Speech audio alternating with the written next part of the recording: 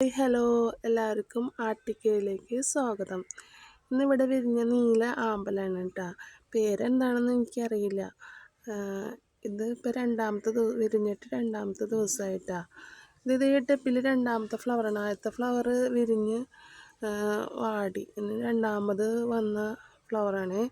ഇനി ഇതേ വീണ്ടും ബഡ്ഡുകൾ വരുന്നുണ്ട് കേട്ടോ. ഒരു ഫ്ലവർ കഴിയുമ്പോഴേക്കും അടുത്ത മുട്ട് ആയിട്ട് വരുന്നുണ്ട്.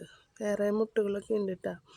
ഇത് ഇലയിൽ നിന്നാണ് ഇതിന് തൈ ഉണ്ടാക്കണത്. ഈ ഇലയുടെ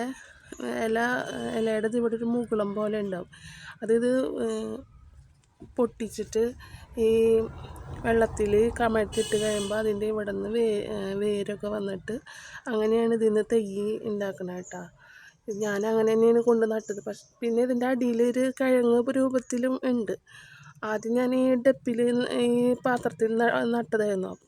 എന്നിട്ട് ഭയങ്കരമായിട്ട് പായൽ വന്നപ്പോൾ ഞാനത് ഇങ്ങനെ ഒരു ചെറിയ ചട്ടിയിൽ വെച്ചിട്ട് ഇതിലേക്ക് ഇങ്ങനെ ഇറക്കി വെച്ചിരുന്നു. ഇപ്പോൾ കുഴപ്പമൊന്നുമില്ല കേട്ടോ.